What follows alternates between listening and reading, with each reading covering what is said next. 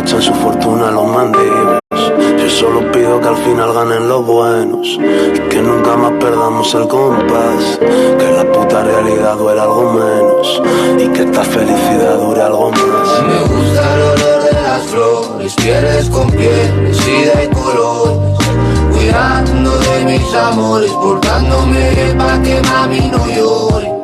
Me gusta el olor de las flores, pieles con pieles y de colores, cuidando de mis amores, portándome pa' que mami no llore.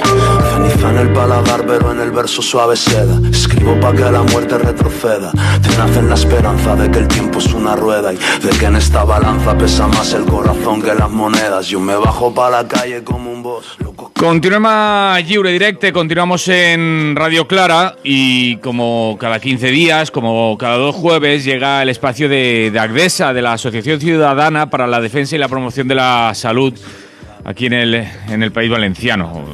Y tenemos con nosotros, como siempre, como es habitual, a Eduardo Zafra. Eduardo, buen día, buenos días. Buen día, buenos días, Manolo oyentes, ¿qué tal? Buen día. Bien, aquí estamos, pasando fresco que lo que toca, ¿no? Sí. Bueno, aquí se está bien. Aquí, no descubras. Yo venía completamente congelado y la verdad es que aquí he revivido. Pues sí, vamos a charlar. Nos quejamos de todo, cuando hace frío en invierno y cuando hace calor en verano. Lo que pasa que nos estamos quedando sin las etapas intermedias. Efectivamente. Que es el problema. Eduardo, vamos a comenzar este espacio de Agdesa. Mira, teníamos un guión a seguir y te voy a poner antes una previa, porque hace tiempo que no recordamos a la audiencia qué es esto de Agdesa. Yo creo que de vez en cuando debemos hacerlo. Muy bien, vale, pues estupendo. A ver, Agdesa es una asociación que parte, bueno, se fundó en el año 82, finales del 81, principios del 82. La idea parte de profesionales de la sanidad y de ciudadanos amigos de la sanidad pública, que en aquellos momentos donde se vislumbraba que iba a haber una transición, había mucha presión por desarrollar lo que luego sería el sistema sanitario público a través de la Ley General de Sanidad, y pues un grupo de ciudadanas y ciudadanos y de profesionales y de ambos sexos pues fundamos Agdesa. Es asociación ciudadana, y en esto queremos hacer mucho hincapié, lo hemos hecho desde el principio, porque no solo era de sanitarios, a diferencia con el resto de la FADS, de la Federación de Asociaciones de Defensa de Sanidad Pública del Estado, que era fundamentalmente profesionales, porque queríamos implicar estos dos colectivos fundamentales para el desarrollo de un sistema sanitario público, ¿no? La ciudadanía y los profesionales. Y bueno, pues es una organización que como fundamental misión pues tiene el análisis, la reflexión y la propuesta de iniciativas que mejoren la sanidad pública, que mejoren la salud de la ciudadanía y que contribuyan a disminuir las desigualdades en salud, que viene a ser un correlato de las desigualdades sociales, ¿no? Y eso es lo que nos inspira. Es una asociación que tiene un abanico de personas muy amplio, que irían... Yo creo que sí que hay gente, digamos, ideológicamente de centro, pero fundamentalmente de izquierdas y progresista, y que tiene su eje fundamental en la defensa del sistema sanitario público, de la salud para todos y de la igualdad en ese terreno, ¿no? La salud que, como muchas veces nos decís, va más allá de lo estrictamente sanitario, ¿no? Efectivamente, yo creo que es una de las características fundamentales de Agdesa, ¿no? Siempre, ya hace mucho tiempo, al principio, digamos que nuestros planteamientos eran más reivindicativos desde el punto de vista... Nos aproximábamos más a lo que sería un colectivo pseudo sindical, a la vez que político, un movimiento político y sindical, pero ya hace mucho tiempo que digamos, incorporamos la visión global, la visión integral de que la salud no es un tema de servicios sanitarios, sino que es un tema de justicia, de igualdad social y por lo tanto los determinantes de la salud son muchos más que los sistemas sanitarios, la situación económica, la pobreza, la cultura, el género, en fin, todo lo que podamos comprender que dificulta la igualdad del acceso a la salud de la gente. Y eso es lo que tratamos de trasladar en estos espacios quincenales aquí en Lliure Directe, en Radio Clara. Y hablando de esa defensa, de ese derecho a la salud, te voy a hablar, se están convocando o hay en marcha diferentes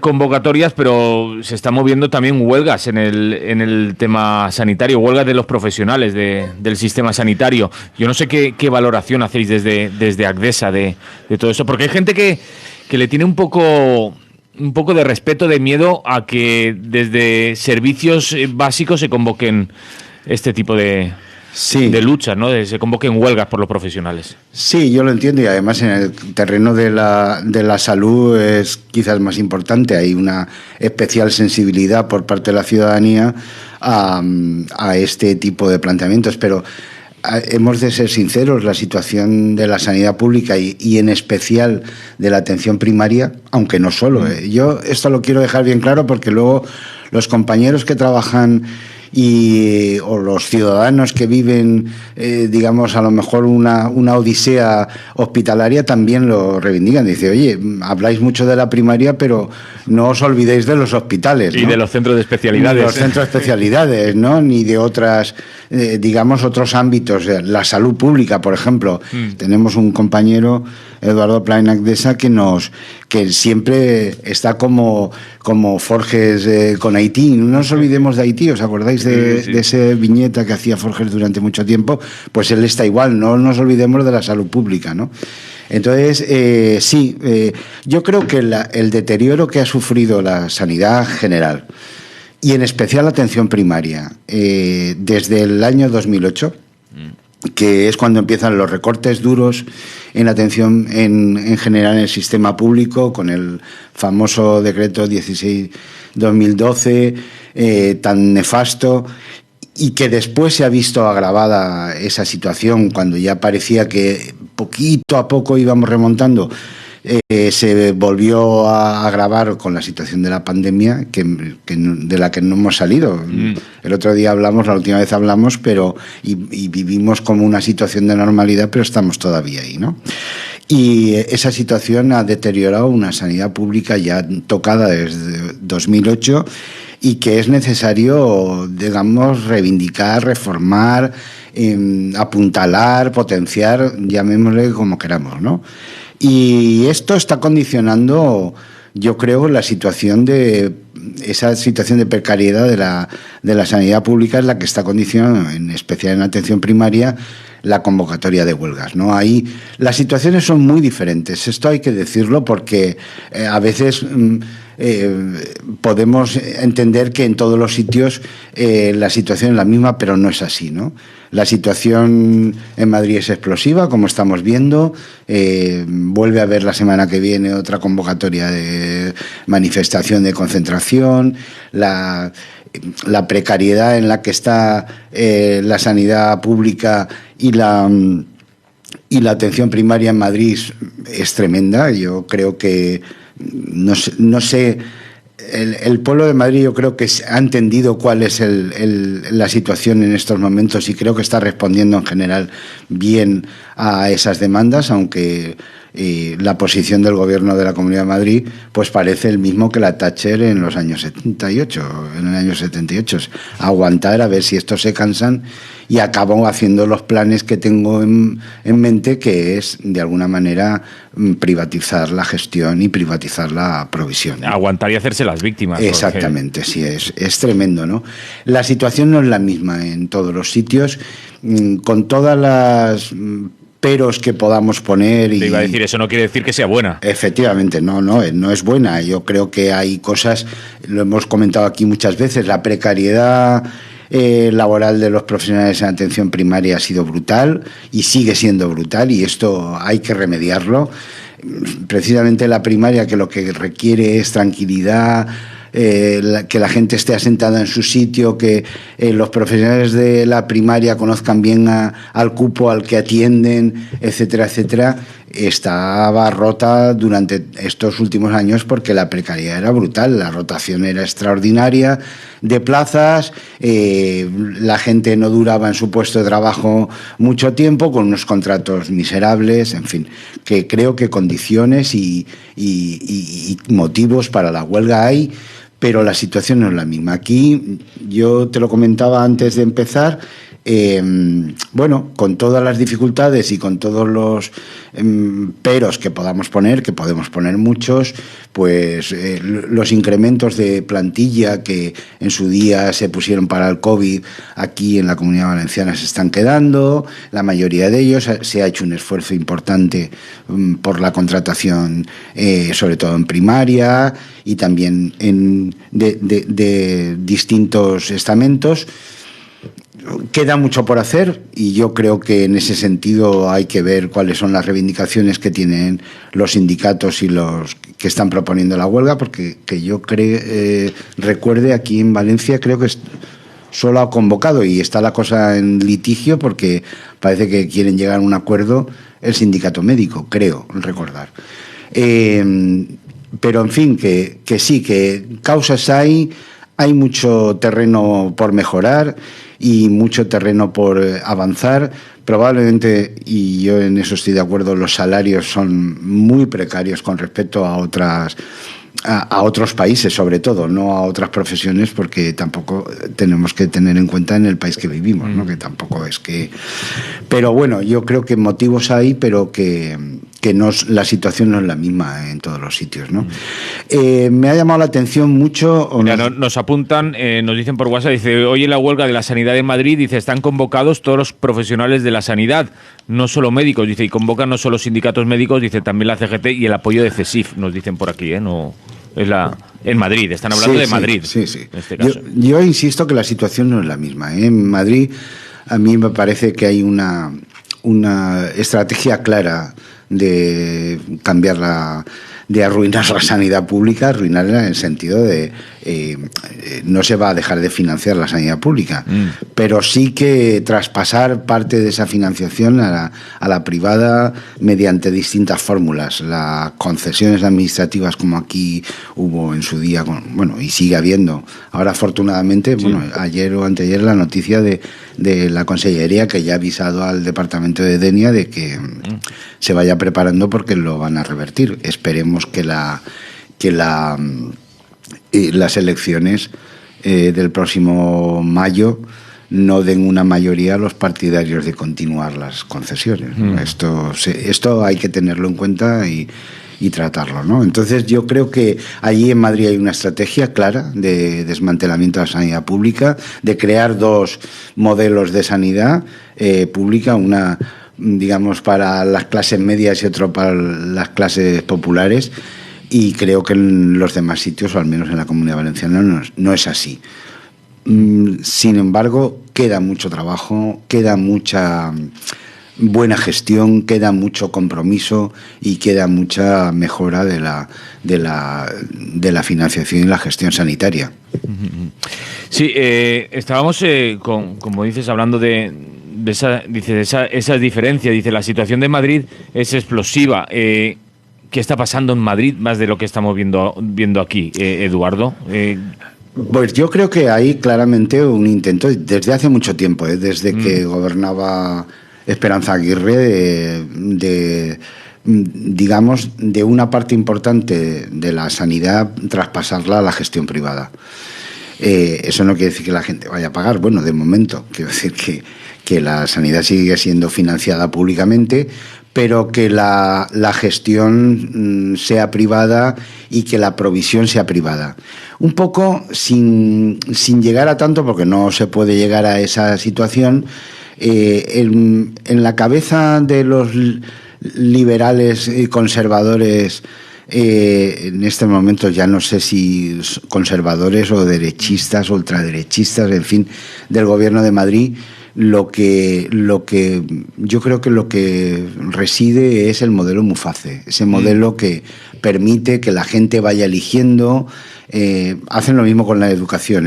Creo que en este sentido los servicios públicos esenciales, sanidad y educación en la Comunidad de Madrid van en paralelo en esa dinámica, ¿no? De favorecer mucho más a la provisión privada y darle cuotas de atención y por lo tanto de financiación a la provisión privada, tanto en educación como en sanidad, y ir disminuyendo la gestión de la pública. Creo que ahí hay una estrategia claramente orquestada para llegar a esa situación.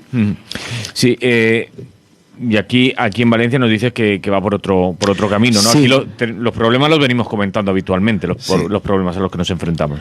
Sí, aquí va por otro camino, justamente lo contrario. Aquí éramos, digamos, la punta de lanza de la privatización de la gestión con el modelo Alcira, y resulta que desde que el gobierno del Botànic se hizo cargo del gobierno de la Generalitat, pues las cosas han cambiado. Ya ha habido 2 reversiones.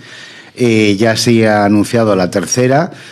Van disminuyendo, digamos, esa deriva hacia la privatización de la gestión que estaba en marcha, ¿no? Y creo que, digamos, serían las 2 políticas antitéticas, la de Madrid y la Comunidad Valenciana, que podemos observar y que podemos analizar, ¿no? Desde ese punto de vista.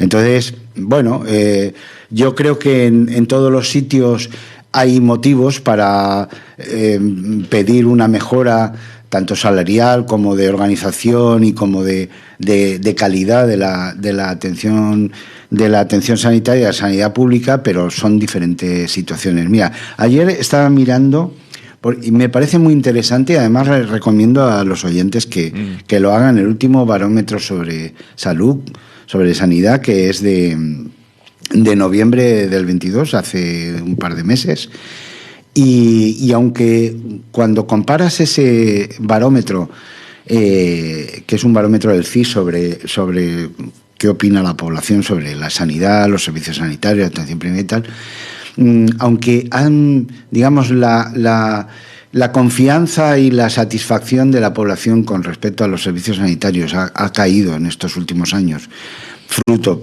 de esto que estamos hablando, sigue teniendo unas cotas muy altas de aceptación y cotas muy altas, digamos, de apoyo y de confianza en la sanidad pública. Y yo creo que eso es muy importante, y lo que no debemos lo que debemos evitar es que eso vaya disminuyendo, o sea, que esa tendencia que sí que se manifiesta en estos últimos barómetros se vaya consolidando. Hay que revertir esa situación para volver otra vez a cifras más superiores que tenía, pues ahora, antes de la crisis de 2008, ¿no? Yo creo que es importante. Lo decimos muchas veces, la sanidad pública, igual que la educación pública, son un patrimonio social, un patrimonio ciudadano, y creo que en ese sentido la ciudadanía debe ser consciente de que es lo que debe reivindicar, ¿no? ¿Y la ciudadanía es consciente de esto, Eduardo? Bueno, yo creo que a medias, ¿no? Cuesta mucho, porque una de las cuestiones que estamos viendo, digamos, que están incidiendo en el mayor deterioro de la sanidad pública, es el aumento importante de la demanda. Y esto tiene su explicación probablemente en que hemos pasado 3 años con el tema de la pandemia con una falta de accesibilidad clara a los servicios sanitarios, lo cual, como ya hablamos con Boro Peiró, pues ha provocado que mucha enfermedad crónica, muchos pacientes que necesitan un seguimiento continuado hayan dejado de ser atendidos de esa manera más, digamos, más organizada durante estos años, y ahora hay un exceso de demanda que tampoco se justifica con la situación de salud de la población, ¿no? Entonces, esto sería un poco para reflexionar, porque es verdad que hay ese exceso de demanda, pero mucha parte de esa demanda es lineal, ¿no? Es banal, no está muy justificada, ¿no? Y esto habría que ver cómo lo orientamos y digamos que la ciudadanía y los profesionales entendieran qué medidas pueden poner en marcha para controlar un poco esa demanda. De hecho, bueno, uno de los lemas de las huelgas son que está extendida en varias comunidades, es el tema de los 35 pacientes por consulta, ¿no? Este tema a mí me parece que hay que controlar, porque es verdad que hay consultas que tienen en el plazo de las horas de atención hasta 70 pacientes. Una barbaridad, no da tiempo. Es que eso es imposible, es una situación de desborde total. Pero claro, cuando nosotros hablamos o cuando los profesionales hablan, 35 máximo, quiere decir, si estamos en una fase de demanda muy alta, habrá que doblar profesionales. Claro, que es lo que están ofreciendo. No solo médicos, ¿eh? Sí, efectivamente, no solo médicos, sino el resto de profesionales. Y esto es lo que están haciendo muchas comunidades autónomas, sobre todo las que no están cubriendo, digamos, las carencias que tenían de personal, ¿no? Sobre todo las del PP no lo están cubriendo, y lo que están ofreciendo pues son horas extras, es básicamente aumentando, digamos, el número de horas extras y que, digamos, controlar el tema de 35, 36, 38 pacientes por consulta, y luego los excedentes pasarlos a la tarde mediante el pago de horas extras. Esto tiene muchas limitaciones porque vamos a acabar quemando a la gente, aunque ahora le ofrezcamos dinero a cambio de ese incremento de atención, ¿no? de trabajo. Entonces, yo creo que el tema es un lema que es digamos, gráfico, o sea, que se entiende, más de 35 es una barbaridad, pero claro, la demanda va a seguir ahí presionando. ¿Y cómo distinguimos de esas 35? O sea, de esas 35 que probablemente las peticiones sean 50 o 60, ¿cuáles distinguimos las que son importantes de las que no, las que son burocráticas de las que no? Y yo creo que por eso hay mucho tema de gestión interna de los equipos, ¿no? Y de ver que otros profesionales juegan o adquieren un papel mucho más importante dentro de la consulta de atención primaria. Por ejemplo... Eso te iba a decir, ¿cómo hacemos eso? ¿Qué es lo el tema burocrático. Esto lo ha contado Beatriz González, que es catedrática de Economía Aplicada y experta en Economía de la Salud. Lo ha explicado muchas veces. Hay un porcentaje, y lo contó aquí Mere el día que hicimos la entrevista. Hay un porcentaje, pues a lo mejor 10, 15 consultas diarias son burocráticas, pues para, en fin, informes, papeleos, cambios de medicación, muchas cosas que deberían... me acuerdo que Mere decía una cosa interesante, dice, es que todo el mundo quiere ver al médico. Sí. No sé si te acuerdas. Decía, es que... Y es verdad que hay como una necesidad de eso, pero muchas de las demandas que hace la ciudadanía no es necesario que el médico te vea. Y luego hay un profesional que para mí sigue estando muy, muy infravalorado, en el sentido, no solo socialmente, sino incluso ellos mismos o ellas mismas les cuesta coger ese papel mucho más protagonista, que es la enfermería. Y que creo que distribuyendo esa demanda tan importante entre los distintos digamos, agentes del equipo de atención primaria, podría disminuirse mucho la atención, o distribuirse la atención de tal manera que no tuviéramos que ni soportar estas colas tan brutales, estas demoras tan brutales, que desde luego desaniman y que son la fuente de que la gente esté contratando seguros privados, que esa es otra de las derivas.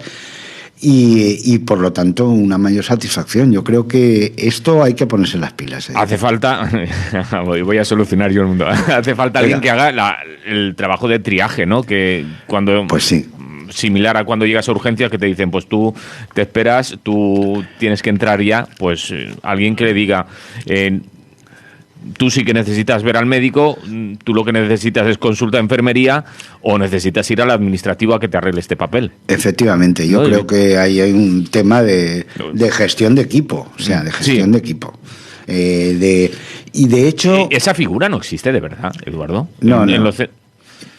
En algunos sitios sí que se ha puesto en marcha porque pues a lo mejor hay un recurso excedente en un momento determinado o adaptado o sobrecargado y se ha puesto en algunos lugares, pero digamos de manera clara no existe esa figura. Que igual ese recurso lo que te permite es ahorrar muchos recursos. Efectivamente, podría ser otra de las cosas que se han hecho y que a mí me parece muy interesante es formar a los distintos grupos.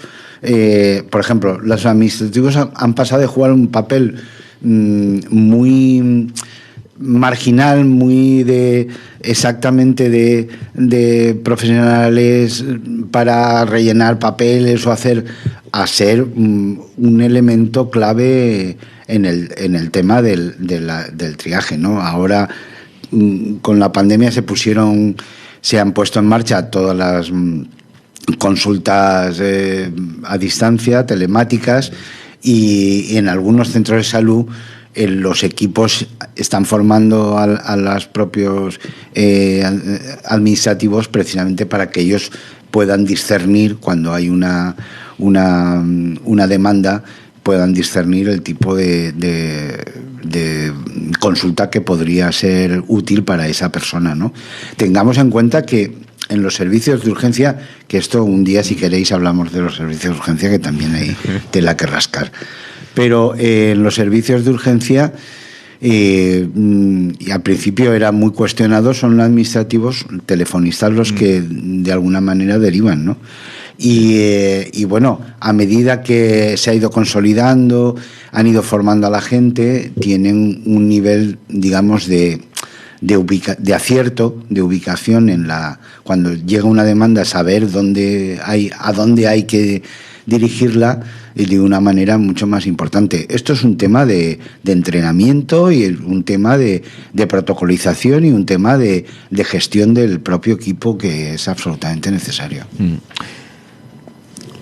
Antes me has confesado que has estado reunido con la comisionada de atención primaria. Sí, le pedimos una entrevista a la ACDESA, le pedimos una entrevista a la comisionada porque, bueno, ya vemos cómo está el panorama, ¿no? de la atención primaria en toda España. Queríamos saber cómo se iban llevando las cosas aquí en el País Valenciano, y le pedimos una entrevista. Estuvimos con ella la semana pasada, la anterior, una delegación de ACDESA con ella. Nos contó y nos mostró que no lo conocíamos bien, la hoja de ruta que tienen en la Consellería, y la verdad es que la reunión que tuvimos fue bastante positiva en ese sentido, ¿no? Yo diría que muchas de las reivindicaciones que en ACDESA, que tenemos documentos bastante elaborados y con bastante, digamos, base de conocimiento sobre la atención primaria, la mayoría de las propuestas están recogidas en la hoja de ruta, primero en la estrategia y ahora en la hoja de ruta. Digamos, la puesta en marcha de cómo lo están haciendo nos parece adecuada. Yo la pega que le veo dos pegas. Primero, que han empezado muy tarde.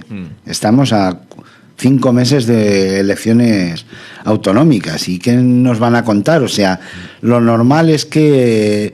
Mira, hay alguien que nos está diciendo, cuidado con las propuestas en estas épocas que se hacen muy fácil, ¿no? Exacto. Esto es uno de los grandes hándicaps. Vamos a ver, llevamos 2 años va a hacer 8 años de gobierno del Botánico. Esta es la reflexión que yo creo que merece la pena hacer. 8 años de gobierno del Botánico.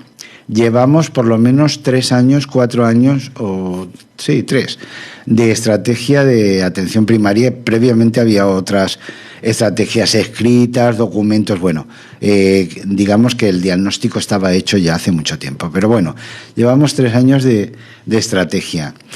Y claro, se pone la máquina administrativa a trabajar justo cuando en el último año antes de unas elecciones. Pues aparte de dejarlo todo un poco colgado, pues es verdad que tiene menos, como si dijéramos, nos fiamos menos, porque claro, en estos 5 meses ¿qué se va a hacer? Bueno, se han hecho cosas, por ejemplo, el tema de la contratación del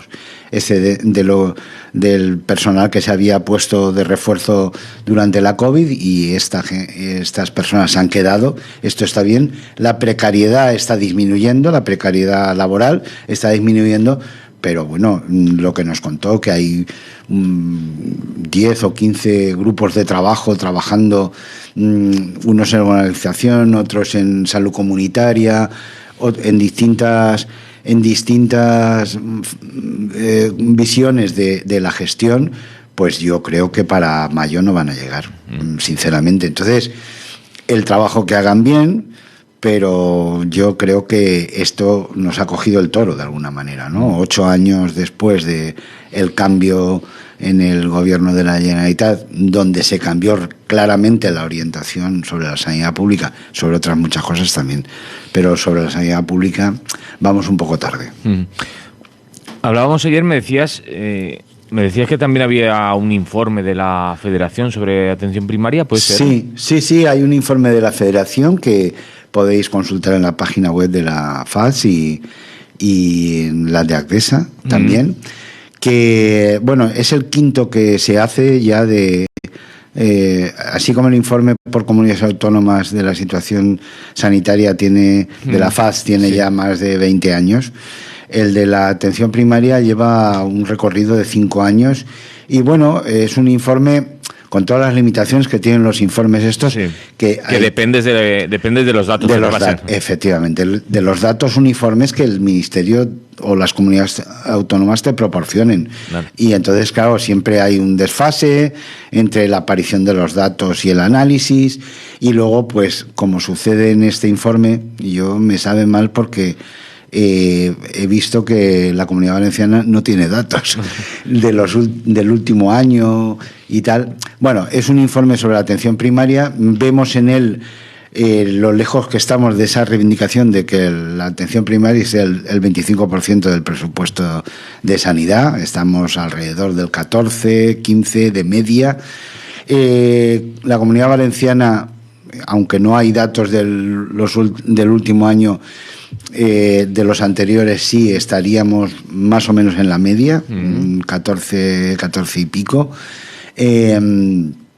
Desde luego Madrid está muy por debajo, es la comunidad autónoma que está más por debajo, y luego hay otras que están muy por encima de nosotros, ¿no? Navarra, si no recuerdo mal, Euskadi me parece que también, y alguna más.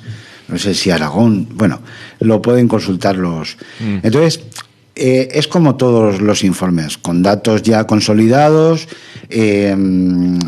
probablemente faltan muchas más cosas de analizar, pero bueno, ya vemos una tendencia y vemos dónde se pone el énfasis de cada comunidad autónoma, de cada gobierno autónomo, en qué políticas se ponen el énfasis, ¿no? Y a pesar de lo que decimos sobre la atención primaria, pues hay mucha capacidad de mejora, ¿no? Yo recomiendo que se lo lean los oyentes, que le echen un vistazo y que si tienen dudas nos vayan consultando y le vamos comentando por aquí. Lo vamos comentando, sí. De todas formas, un tirón de orejas por no ofrecer esos datos. En esta época pues que tanto se habla de transparencia y de gobiernos abiertos, pues que... Efectivamente. ¿No? Yo parece creo que, mentira. Sí, esto es un tema que sigue... A mí como profesional que he sido de la sanidad y como ciudadano me impresiona que en el año 23 del siglo XXI todavía no tengamos un un conjunto mínimo básico de datos completamente homologable todas las comunidades y que nos podamos comparar, porque es muy importante poderse comparar. No. O sea, la gente tiene que saber que los de Madrid tienen que saber que en los demás sitios lo hacen mejor, o aquí que en Navarra o en otros sitios los hacen mejor que aquí, ¿no? Es imprescindible, sobre y todo es intolerable. Que nosotros tenemos que saber, tenemos derecho a saber cómo se está gestionando y cuáles son esos datos, y yo creo que ellos para poder gestionar necesitan tener esos datos, o no, lo digo porque si no los ofrecen porque no los tienen, mal, y si no los ofrecen porque no quieren que lo sepamos, también mal. No sé lo que sería peor, vamos. No sé lo que sería peor, no. Yo confío que no los tienen porque no habrán llegado a tiempo, a lo mejor a facilitarlos a la federación o al ministerio. O al ministerio, ¿no? Probablemente. Porque es verdad que el ministerio en sanidad juega un papel muy secundario. Ha tenido un papel más relevante ahora con la pandemia, por el tema de, bueno, pues era un problema de salud pública todo el Estado, en fin. Pero es un ministerio que más que un ministerio de coordinación y de propuestas y de unificación, que es lo que debería ser, y de liderazgo, es un ministerio donde que es un campo de batalla entre distintos gobiernos de diferentes signos de las comunidades autónomas, y es un escándalo. La verdad es que a mí me da mucha rabia porque creo que yo soy el tremendo partidario, y me parece un hallazgo tremendo el que la sanidad pública se haya dejado en manos de las comunidades autónomas, pero creo que el Ministerio debería jugar un papel de coordinación y un liderazgo profesional que no lo juega. Y son los gobiernos de las comunidades autónomas los rácanos que no quieren que el Ministerio juegue ese papel, y esto también hay que hacérselo mirar. Se lo dice Eduardo Zafra, que algo de gestión sanitaria sí. sabe, ¿no? Sí, yo creo que el conjunto, la información, los sistemas de información debería ser una cosa que estuviera bien armonizada, con criterios claros en todos los sitios, y que pudiera servir para compararnos y para gestionar. Es que esto es lo fundamental de los sistemas de información, ¿no? Nos dicen, yo creo que van muy tarde en la Generalitat después de 8 años. Dice, muy tarde. Dice, Agdesa es muy amable con el Botànic. Nos dice, un gobierno como el valenciano tiene que marcar la diferencia muy claramente en el tema sanidad. Nos dice el mismo oyente. Pues estoy completamente de acuerdo con el Botànic también. Con el Botànic no tanto. Con el oyente, sí. A ver, creo que aquí se ha hecho un esfuerzo, pero nosotros somos muy críticos con la falta de gestión y de meterse en la gestión que ha habido en el Botànic. Creemos, y ha sido un acierto, el cambio de rumbo de una política sanitaria completamente de vender el sistema sanitario a los amiguetes de la privada, y creo que eso hay que quitarse el sombrero y felicitarnos por ello, pero desde luego han sido absolutamente timoratos y poco eficaces para potenciar la sanidad pública desde la gestión pública. Yo creo que eso, totalmente de acuerdo. Porque herramientas existen para potenciarla, como pues sí, diciendo, ¿no? A ver, y si no existen habrá que crearlas. Lo que habría que hacer, aquí habría mucho que hablar, porque claro, todos los, por una parte, los trabajadores tienen sus intereses, los ciudadanos tienen sus intereses, los políticos también, y entonces hay que casar esos intereses negociando. ¿Negociando con qué visión? Con la visión de mejorar la salud y la capacidad del sistema sanitario para la ciudadanía. A mí esto, el ciudadano en el eje la ciudadanía en el eje de la gestión, en el eje del servicio, en el eje de esto. Y esto es lo que yo creo que no se ha hecho suficientemente. No se ha pensado tanto en la ciudadanía como se ha pensado en los intereses de los políticos que están, o en los intereses sindicales, o en los intereses de los profesionales. Y yo creo que esto es el tema, ¿no? ahí hay que sentarse. Por eso nosotros hacemos tanto hincapié en el tema de la participación ciudadana en la gestión, de los consejos de salud.